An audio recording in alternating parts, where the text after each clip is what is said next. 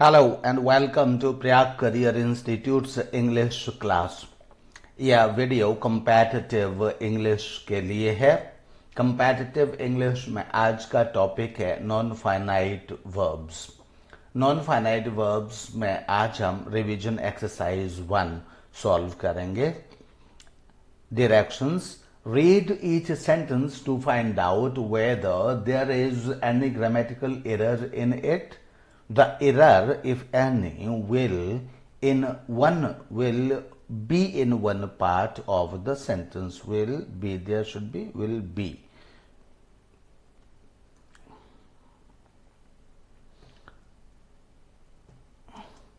Will be in one part of the sentence. The number of that part is the answer. If there is no error, the answer 5, that is no error. Ignore the error of punctuation if any. If there is no error, the answer is 5, right?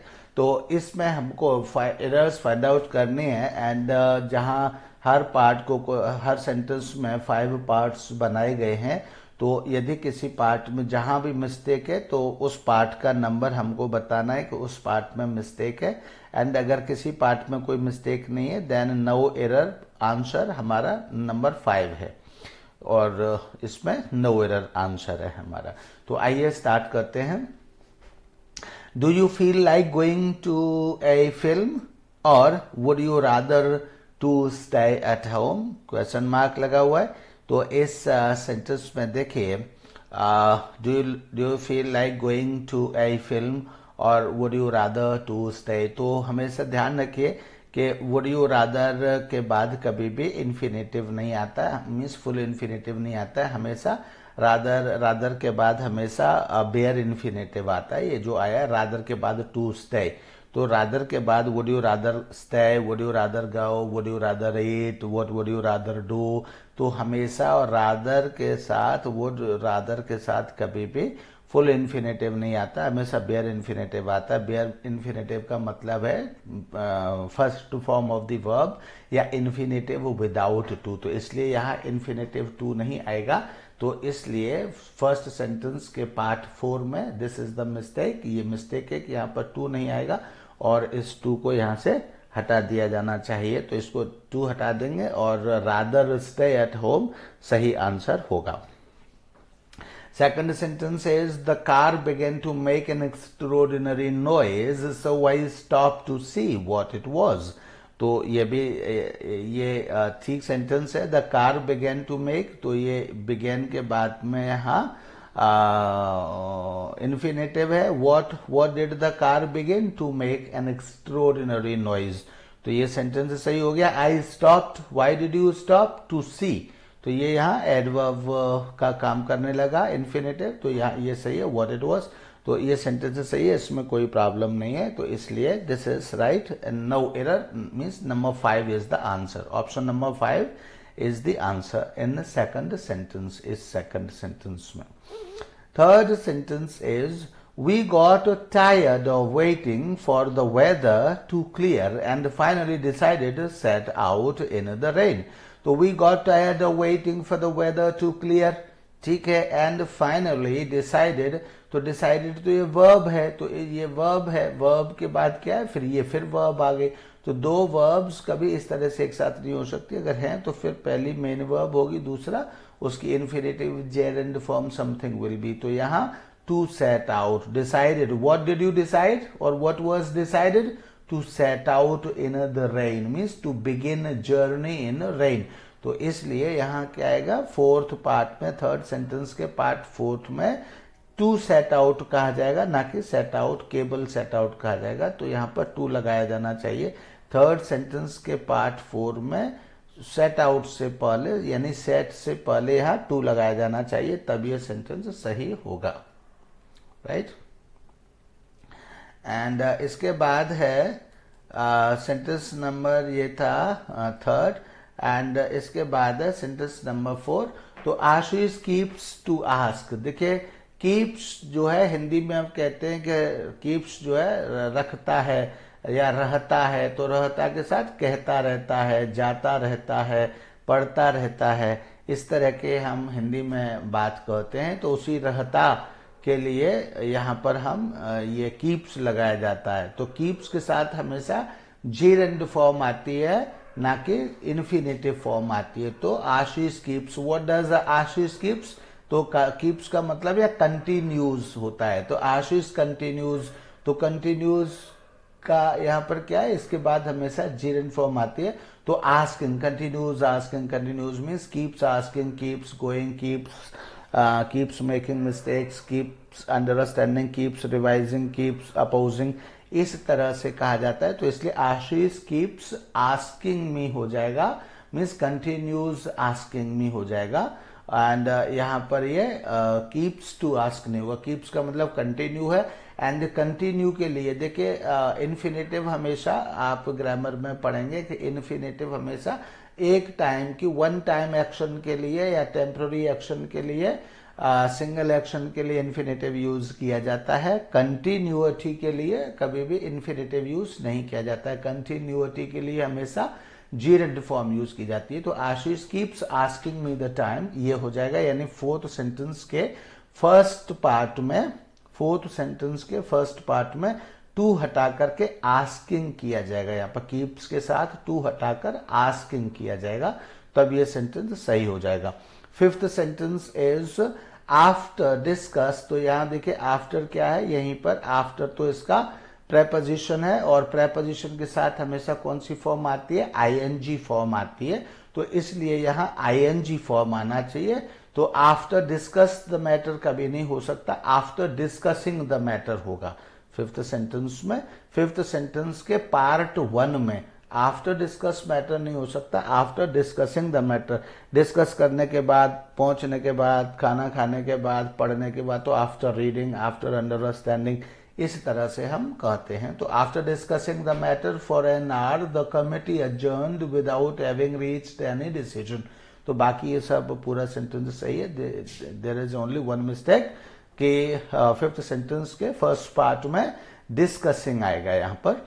Sixth sentence is Babita rushed out of the room without given me. तो यह देखिए given third form है and without preposition है।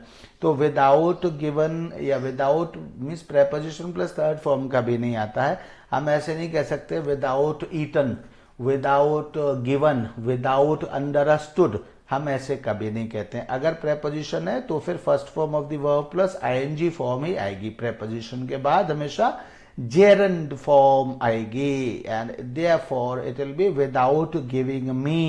तो sixth sentence के part 3 में given को क्या कर दिया जाएगा, गिविंग, मीन्स गिवन को आईएनजी फॉर्म में जब कहा जाएगा तभी ये सेंटेंस सही होगा। तो without giving me, Babita rushed out of the room without giving me, ये हो जाएगा sentence. Without, Babita rushed out of the room without giving me a chance to explain, Babita rushed out of the room without giving me a chance to explain, ये हो जाएगा sentence, right. तो इस तरह से सिक्स सेंटेंस के third part को giving करेंगे। Seventh sentence, Mrityunjay decided to put broken glass on the top of his wall preventing boys to climbing over it। तो यहां देखिए Mrityunjay decided Mrityunjay decided to put broken glass on the top of his wall, preventing boys। यहाँ देखिए preventing boys। तो Mrityunjay decided to put, एक बार की घटना है, to put broken glass on the top of his wall, अपनी दीवार के ऊपर उसने रख दिया। क्यों रख दिया, preventing boys नहीं, बल्कि किस लिए, इसका उद्देश्य बताना है ना। उद्देश्य बताने के लिए आप ऐसे समझिए कि उसने मतलब टूटा हुआ जो ग्लास था दीवार पर ऊपर रखने का उसने फैसला लिया। तो क्यों लिया फैसला, तो ये एक बार की घटना है। तो एक बार की घटना के लिए हमेशा क्या यूज किया जाएगा, ये थोड़ा सा गड़बड़ हो रहा है, आई एम सॉरी, लेकिन गड़बड़ हो गया, डिस्टर्ब कर रहा है। चलिए ऐसे ठीक है। तो यह डिसाइडेड मतलब एक बार की देखिए घटना है, तो डिसाइडेड टू पुट ब्रोकन, तो यहाँ डिसाइडेड के साथ टू पुट ब्रोकन यानी कि ये इन्फिनेटिव आया। On the top of his wall, तो किस लिए, एक बार की घटना, एक बार की घटना के लिए इन्फिनेटिव आता है। और उसने ग्लास को दीवार पर किस लिए रखा, तो रोकने के लिए, रोकने के लिए। तो ये एक बार की घटना है। और इसका जो उद्देश्य है, broken glass on the top, decided to put broken glass on the top. Why on top ही decided to put broken glass, तो आंसर मिलेगा, वाई का आंसर मिलेगा क्या, जब आप इन्फिनेटिव पढ़ेंगे तो उसमें इन्फिनेटिव के जो फंक्शंस हैं वो उसमें एक तो मतलब उद्देश्य, मतलब पर्पस के लिए भी किया जाता है। पर्पस का मतलब क्यों, क्यों के आंसर में, तो क्यों के आंसर में जो आते हैं उनको इन्फिनेटिव और पर्पस आप वहां मतलब कह सकते हैं। तो to his, on his wall to prevent boys, ये होगा, मतलब इतनी देर से मैं ये कहना चाह रहा हूं कि प्रिवेंटिंग के बजाय ये क्या होगा, to prevent boys, to prevent boys हो जाएगा। टू प्रिवेंट बॉयज उसको पढ़ा भी क्या जाएगा, to prevent boys, to prevent boys पढ़ा जाएगा इसको। तो Mrityunjay decided to put broken glass on the top of his वो, to prevent boys to climbing over, तो टू प्रिवेंट बॉयज हो जाएगा, टू प्रिवेंट बॉयज, और फ्रॉम क्लाइंबिंग ओवर इट हो जाएगा, तो to prevent boys from climbing over it हो जाएगा यहाँ पर। तो इसको मैं अपनी तरफ से वैसे ठीक कर देता हूँ, ये आप इसको मिस्टेक न माने, बल्कि मैंने अपनी तरफ से वैसे ठीक कर दिया इसको, राइट। तो top of his wall to prevent boys हो जाएगा, to prevent boys from climbing over it, मतलब उसके ऊपर चढ़ने से रोकने के लिए उसने क्या है, उसको मतलब ब्रोकन ग्लास को उसके ऊपर, दीवार के ऊपर लगाने का उसने डिसाइड किया। तो फिर से देख लीजिए, सेवंथ सेंटेंस में वॉल के साथ टू प्रिवेंट आएगा, to prevent boys, to prevent boys हो जाएगा, टू प्रिवेंट बॉयज, राइट। और eighth sentence he decided, eighth sentence he decided to disguise himself by dressing as a woman, तो he decided to disguise himself by dressing as a woman. इसमें देखिए कोई error नहीं मुझे दिखाई दे रही है, ही डिसाइडेड टू, तो ये ठीक है, decided, what did he decide, to disguise himself by, कैसे disguise, by dressing as a woman, तो बाय प्रेपोजिशन है, इसके बाद आईएनजी आ गया, तो इसमें भी कोई प्रॉब्लम नहीं है, तो इसलिए इसमें कोई किसी तरह की मिस्टेक नहीं है। Eight sentence is there is no error, means option 5 is the answer of 8th question, और 8th सेंटेंस का जो आंसर है वो ऑप्शन 5 है। 9th sentence is when the painter felt the ladder began to slip, he grabbed the gutter to save himself from fall। तो यहाँ पर देखिए फ्रॉम है ना, फ्रॉम है यहाँ, तो फ्रॉम क्या है, प्रेपोजिशन है, प्रेपोजिशन के बाद क्या आया है यहाँ पर, first form of the verb I है, तो इसलिए फ्रॉम फॉल कभी नहीं हो सकता, क्या हो जाएगा, जब first form of the verb है तो वहाँ आईएनजी आएगी।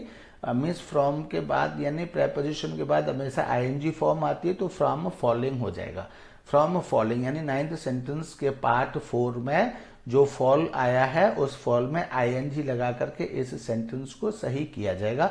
When the painter felt the ladder began to slip, he grabbed the gutter to save himself from falling, ये हो जाएगा यहाँ पर। 10th sentence is we watched the students jump from a window and falling, तो यहाँ भी देखिए students, we watched the students jump, तो ये जंप क्या है, ये first form of the verb है ना। और आगे देखिए from a window and falling, तो यहाँ क्या है, एंड के साथ क्या है, फॉलिंग। तो यहां से भी आप ये देख सकते हैं कि यहाँ जब ये फॉलिंग आया है और एंड से जुड़ा हुआ है, तो इसका मतलब ये क्या है, ये दूसरा है कि students, we watch the students, है ना, हमने स्टूडेंट्स को क्या करते देखा, जंप करते हुए देखा। तो यहां पर क्या है, यहां पर क्या हो जाएगा, अब चूंकि करते हुए देखा तो करते हुए क्या है, participle, we watch the students jump, तो जंपिंग हो जाएगा यहाँ, यानी कि इसमें आईएनजी लगाया जाएगा, फिर ये सेंटेंस सही हो जाएगा। यानी कि 10th सेंटेंस के फर्स्ट पार्ट में जंप के साथ क्या आएगा, आईएनजी आएगा। We watched the students jumping from a window and falling into a blanket held by the people below, right? तो we watched the students jumping and falling, jumping from a window। हमने लड़के का, ये क्या है, यहाँ पर हमने लड़के का कूदना देखा है, लड़के को कूदते देखा। We watched the students jumping from a window, मतलब विंडो से कूदते हुए देखा, and falling into a blanket, और ब्लैंकेट में गिरते हुए देखा, राइट। तो इसलिए यहाँ ऐसे भी देखिए एंड, यहाँ एंड फॉलोइंग है तो एंड हमेशा अपने कैटेगरी यानी कि सेम कैटेगरी के शब्दों को जोड़ता है। तो ये फॉलोइंग है तो यहाँ अपने आप क्या हो जाएगा, जंपिंग हो जाएगा। और वैसे भी यहाँ देखेंगे वी वॉच द स्टूडेंट्स, तो हमने स्टूडेंट को क्या करते हुए देखा, जंप करते हुए देखा। हमने स्टूडेंट को जंप करते हुए देखा। तो यहाँ अपने आप करते हुए मतलब कंटिन्यूटी, मतलब आईएनजी फॉर्म हो जाएगा। तो we watch the students jumping from a window and falling into a blanket हो जाएगा।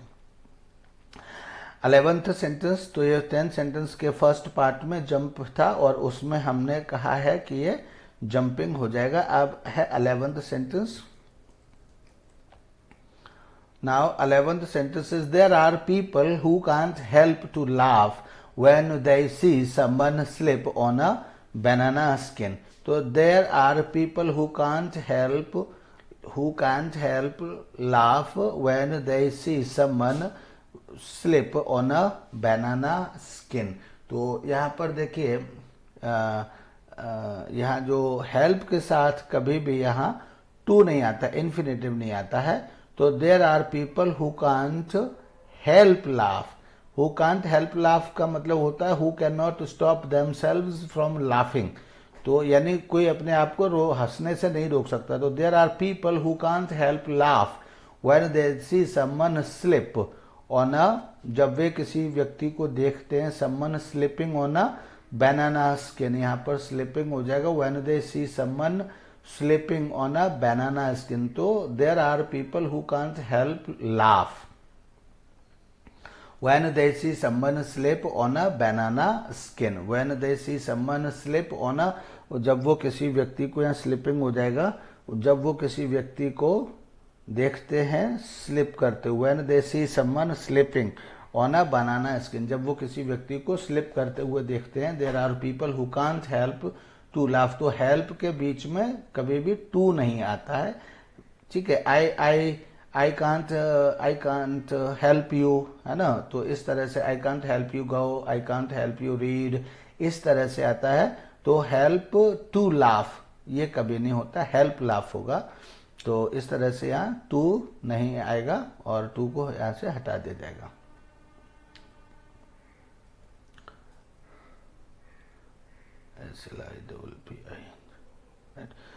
And 12th sentence is before he let us go he made us to promise। तो यहाँ भी देखिए he made, ये causative sentence होता है and causative form में made यानी सब्जेक्ट होता है, make, makes, made होता है, फिर ऑब्जेक्ट होता है और उसके बाद bare infinitive होता है। तो bare infinitive होने का मतलब है कि यहाँ पर टू नहीं आता है। ये हो गया मेक, उसके बाद ऑब्जेक्ट, ऑब्जेक्ट के बाद टू नहीं आता है बल्कि सीधा first form of the verb आता है। तो इसलिए यहाँ पर यही मिस्टेक हो गया, before he let us go he made us promise हो जाएगा। तो 12th सेंटेंस के सेकंड पार्ट में टू प्रॉमिस को न लिख करके हमको सिर्फ मेड अस प्रॉमिस लिखना होगा, यानी इसमें से टू हटाना होगा।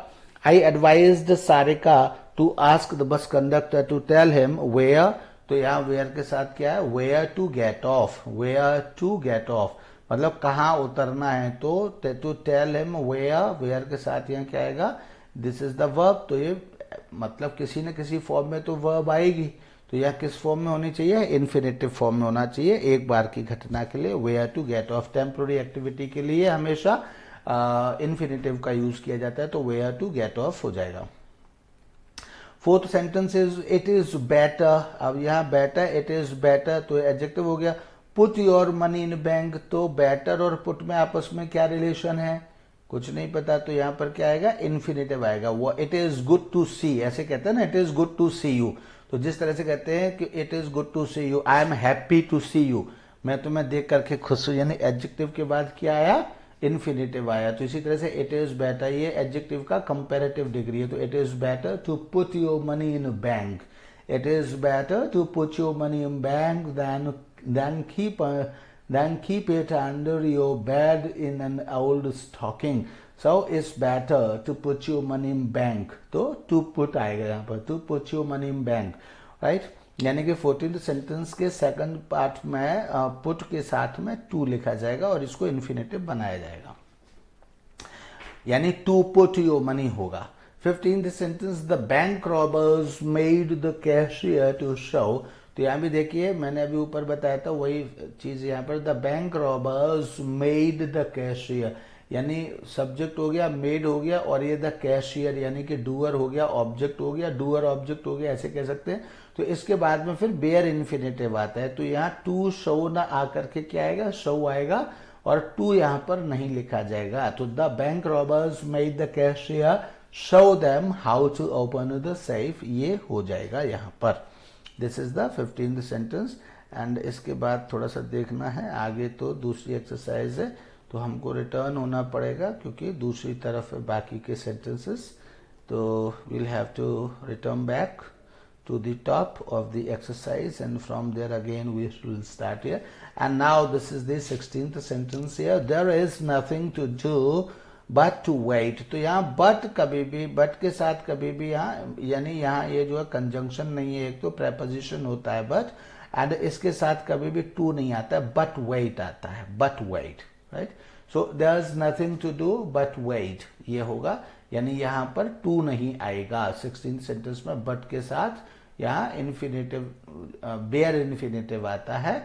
तो यहाँ but जो होता है, but एक प्रेपोजिशन होता है जिसका मीनिंग है एक्सेप्ट होता है, accept.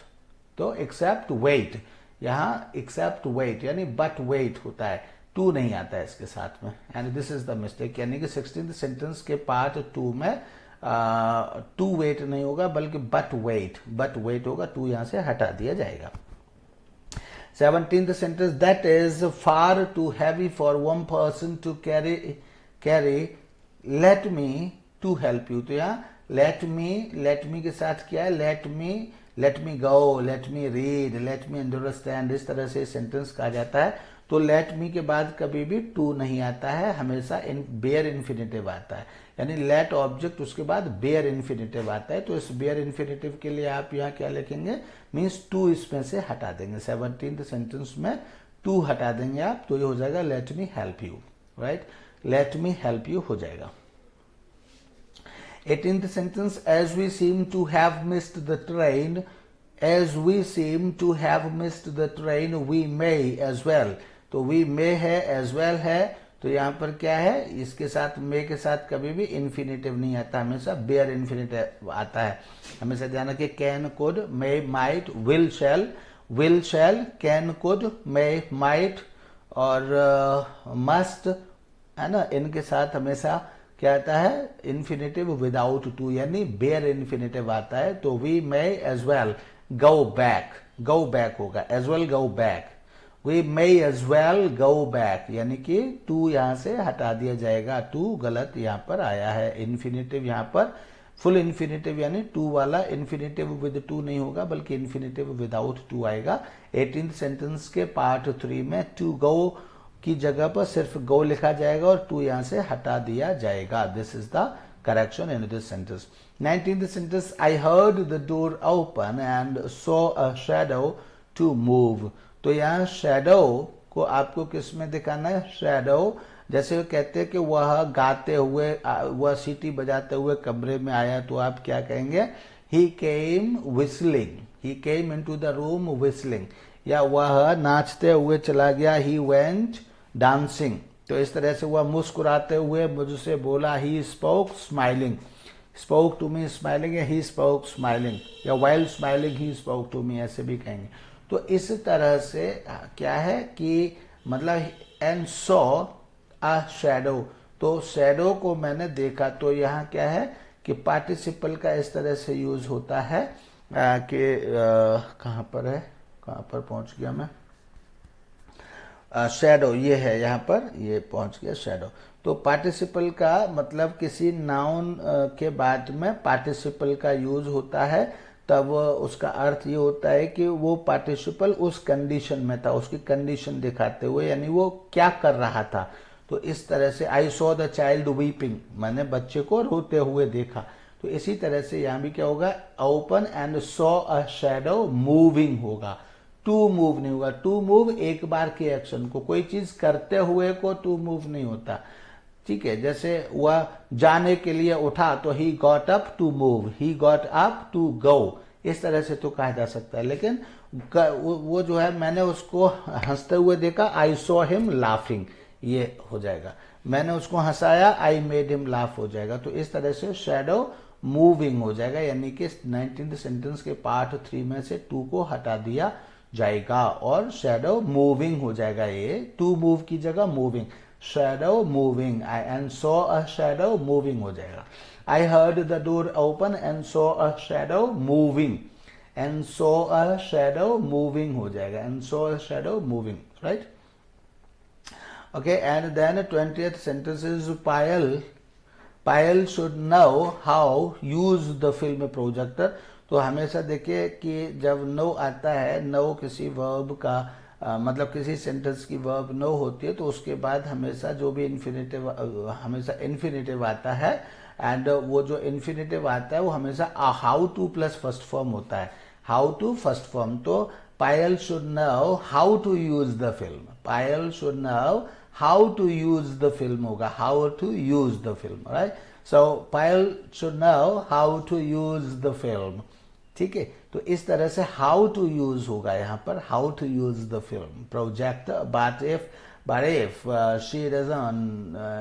she doesn't you have better show her। तो यहाँ Payal should know how to use, यानी कि 20th सेंटेंस के पार्ट 2 में हाउ टू यूज लिखा जाएगा, टू यूज से पहले टू आएगा, and this is the correction in this sentence. Next is 21st sentence. तो 21st सेंटेंस में if you can't remember his number you had better, तो यू हैड बेटर, यहां पर देखिए you had better, you had sooner, इनके साथ कभी भी टू नहीं आता है। इट इज बेटर के साथ पीछे इट इज बेटर आया था, तो it is better, that is another case, वहां बेटर के साथ टू आएगा। लेकिन had better, had rather, had sooner, would rather, would sooner, इनके साथ कभी भी इन्फिनेटिव नहीं आता है। तो you had better, you had better go, you had better sleep at home, you look tired, you'd better sleep at home, इस तरह से you look tired, you better sleep, you had better, you better sleep at home, यानी अच्छा हो कि तुम घर पर आराम करो, या you had better rest at home, घर पर तुम आराम करो या करते। तो इस तरह से यहाँ पर ये हो जाएगा। तो you had better look it up, यानी कि टू नहीं आएगा 21st सेंटेंस में, फोर्थ पार्ट में टू नहीं आएगा। You had better, you would better look it up, you would better look it up, इस तरह से कहा जाएगा, you would better look it up, यानी कि टू नहीं आएगा, you had better look it up, right. And 22nd sentence is I am sorry to disappoint you but I can't let you to have any more money till the end of the month. So I'm sorry to disappoint you, but I can't let you के बाद to have any more money. तो let me go, let me read, let me speak, I can't let you go, I can't let you do this work, इस तरह से हम कहते हैं I can't let you sleep here, I can't let you sit here, मैं तुम्हें यहाँ नहीं बैठने दूंगा, I can't let you sit here। तो इस तरह से let ऑब्जेक्ट के बाद फर्स्ट फॉर्म आता है, कभी भी टू नहीं आता लेट के बाद। तो इसलिए let you have any more money होगा, ना कि to have any more money होगा। I can't let you have any more money ये होगा। I am sorry to disappoint you but I can't let you have any more money till the end of the month, ये हो जाएगा। 23rd sentence the kidnappers told the parents not, या 23rd sentence the kidnappers told the parents not inform the police. तो यहां देखिए told the parents, parents के बाद क्या है, इन्फॉर्म आ रहा है। तो इन्फॉर्म क्या है ही आस्क्ड मी, हम कहते हैं उसने मुझसे जाने के लिए कहा, he asked me to go.